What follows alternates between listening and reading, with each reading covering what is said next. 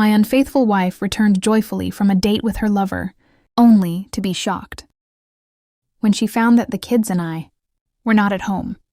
But that was just the start of my grand reckoning. The message arrived at 9:42 p.m. I remember the exact time because the clock on the kitchen wall ticked louder than usual. Tick, tick, tick. My phone vibrated once against the wooden table. Just once. Soft, almost polite. For a moment, I didn't touch it. The kids were upstairs brushing their teeth, water running, laughter echoing down the hallway. The kind of laughter that used to make my chest warm. Now it just made everything feel fragile. The screen lit up again. Unknown number. A single message. I'm sorry, man. You deserve to know. Below it, a photo. I opened it slowly. Not because I was scared, because some quiet, buried instinct inside me already knew what I would see. The image loaded. A restaurant table, soft yellow lighting, 2 wine glasses, and across from the camera, my wife, Emily. Her head tilted back slightly as she laughed, her hand resting comfortably on the wrist of the man sitting across from her. A touch too familiar, too intimate, the kind of touch that doesn't happen accidentally. The man wasn't visible. Only his arm, his watch, but Emily's smile. That smile wasn't meant for strangers. It was the smile she used to give me. My throat tightened. Not with rage, not with heartbreak. Something colder, something sharper. I stared at the photo for a long time. Then another message arrived. They meet every Thursday. Upstairs, my daughter shouted, "Dad, Mom said she'll be late again tonight." I looked back at the glowing screen, at the frozen image of my wife on a date that wasn't supposed to exist. And for the first time in years, I stopped feeling like a husband and started thinking like a strategist, because betrayal doesn't always explode. Sometimes it whispers. Emily came home at 11:17 p.m. I heard the door open while I sat on the couch pretending to watch television. Her heels clicked against the floor. Confident, light, happy. That sound alone told me everything. "Hey," she said casually, hanging her coat. "Sorry I'm late. Work dinner ran long." Work dinner. The lie slid into the room like smoke. I turned slightly, just enough to see her face. Perfect makeup, glossed lips, hair freshly styled. No exhaustion, no frustration, just satisfaction. The look of someone who had spent the evening exactly where they wanted to be. I studied her carefully. Every movement, every breath. She walked over and kissed my cheek. A quick one. Routine. Mechanical. "Kids asleep?" she asked. "Yeah." She poured herself water and leaned against the counter. Comfortable, relaxed, like someone who had nothing to hide. But the photo was still burned into my mind. Her hand on another man's wrist. That laugh. That smile. "Long night?" I asked. "Very." She sighed dramatically. "Clients can be exhausting." "Clients." I nodded slowly. Inside, something was shifting. Pieces moving. Patterns forming. The human brain does something strange when it encounters betrayal. At first, it tries to protect you. You must be mistaken. There must be an explanation. Maybe it's nothing. But the deeper part of the mind, the ancient survival part, it begins collecting evidence. Small things, strange things, forgotten things. And suddenly, they all start connecting. Late Thursdays, new perfume, extra gym sessions, password changes, smiling at her phone. I had ignored them before, because love makes you generous with doubt. But once suspicion enters, every memory sharpens. Emily yawned and stretched. "I'm going to shower." "Okay." She walked upstairs without another word. Water started running minutes later. I sat in the dark living room, phone in my hand, looking again at the photo, then at the unknown number. I typed one message. "Who is he?" The reply came instantly. "Mark Caldwell." Another message followed. "They've been seeing each other for 6 months."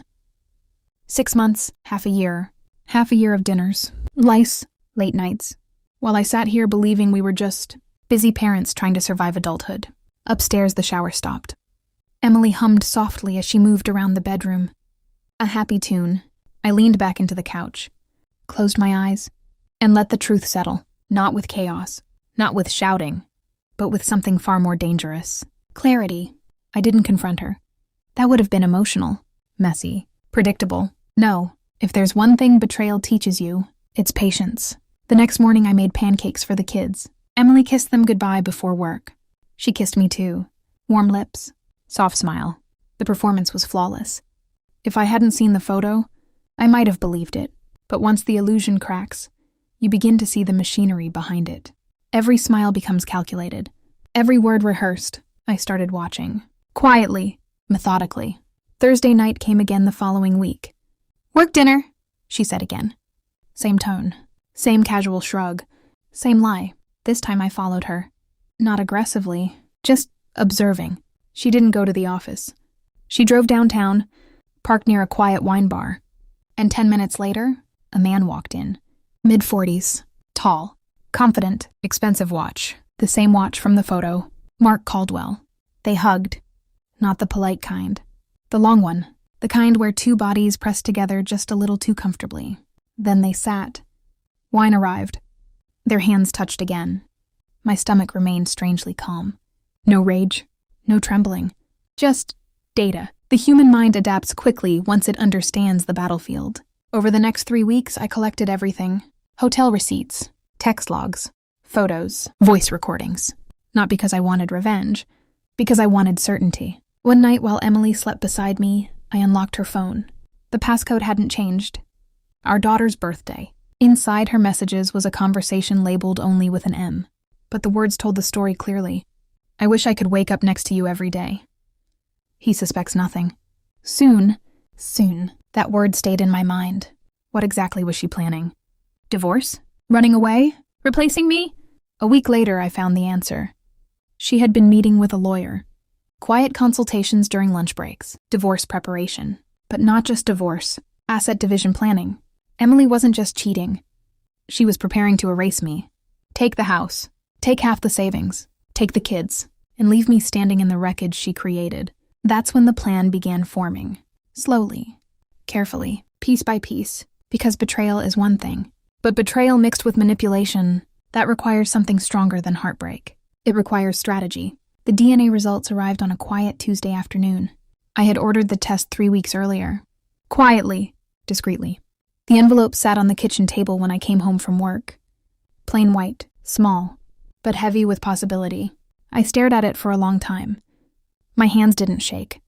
But something inside me hesitated. Because some truths don't just break your heart. They rewrite your entire life. Finally, I opened it. 2 sheets of paper. Scientific language. Cold percentages. I read them once. Then again. Then a third time. Just to be sure. Probability of paternity. 0%. My son. The boy I had raised for 7 years. The boy who called me dad. The boy whose bike I taught him to ride. Wasn't mine. For a moment, the world felt very quiet. Not painful. Just empty. I leaned back in the chair and stared at the wall. 7 years, 7 birthdays, 7 Christmas mornings. Emily had never said a word. Never hinted, never confessed. She had let me build my life on a lie. Footstep sounds interrupted my thoughts. Emily walked into the kitchen. "Hey," she said cheerfully. "You're home early." I slid the papers across the table. She glanced at them casually. Then she read the words. Her face drained instantly. What is this?" Her voice cracked. I didn't answer. She read the results again. And again. Her breathing became uneven. "Where did you get this?" she whispered. I met her eyes. For the first time in weeks. No more lies, Emily. Silence, a long one. Then the tears came. "I can explain." "No." My voice was calm. Too calm. "You've done enough explaining." She collapsed into the chair. Shaking. Broken. But something inside me noticed a strange detail. Even now, she looked more afraid of consequences than ashamed of the betrayal. And that told me everything I needed to know. Thursday arrived again. Emily still didn't know what was coming.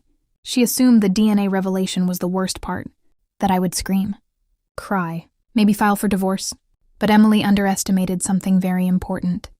I had already spent a month preparing. At 8 p.m., she left for her work dinner. This time I didn't follow. Instead, I took the kids to a hotel across town. A quiet one. Clean. Temporary, because the house would no longer be ours. At 9:15 p.m., my phone buzzed. A message from the security system. The front door opened. Emily was home early. Probably excited. Probably planning to tell Mark the divorce process had started. But when she walked into the house, it was empty. Kids gone. My car gone. Suitcases gone. Furniture missing. Because earlier that day, movers had come. Everything that legally belonged to me was already removed. Even the television. Even the dining table. Only the couch remained. And on it, a folder. Inside the folder was everything. Photos, messages, hotel receipts, lawyer documents, the DNA results, and one final letter. My phone rang at 9:22 p.m. "Emily," I answered calmly. "Where are you?" she demanded. Her voice was shaking. "Safe." "What is this?" "What did you do?" I imagined her standing in the empty living room. The silence, the realization spreading slowly. "I finished the game," I said quietly. "You can't take the kids." "I didn't." A pause. "What?" "I took my life back." Her breathing became frantic. "You think this proves anything?" I almost smiled. "Oh, it proves everything." Because that morning, the evidence folder had already been delivered. To her lawyer. To mine. And to Mark's wife. Silence filled the line. Then I heard the moment it happened. The exact second the entire structure of her lies collapsed. You told her?" "Yes." Another long pause. Somewhere far away, a woman's voice could be heard shouting. Emily whispered one final word. "You ruined everything." I looked out the hotel window at the sleeping city. "No," I said softly. "You did." And I ended the call. 3 weeks later, the divorce papers were finalized. Emily lost nearly everything. Her lawyer dropped the aggressive asset claims once the evidence surfaced. Mark's wife filed for divorce, too. Apparently, Mark wasn't as interested in Emily once the secrecy disappeared. Funny how affairs die when exposed to daylight. The house was sold. I moved with the kids to a smaller place. Quieter, simpler, but honest. Sometimes my son asks if I'm angry. I always give the same answer. No, because anger means someone still has power over you, and Emily no longer does. Not over my life, not over my mind, not over my future. The strangest part is, I don't even hate her. Hate requires emotion, and emotions fade once the truth becomes clear. Emily didn't destroy my life. She simply revealed who she really was. And once you see someone clearly, you can never unsee them. Tonight, I sit alone on the balcony. The kids are asleep. The air is quiet, peaceful. For the first time in years, my thoughts are still. No lies, no suspicions, no hidden messages waiting in the dark. Just silence. And clarity, because the greatest revenge isn't screaming, or fighting, or destroying someone. The greatest revenge is walking away so completely that they no longer exist in your world.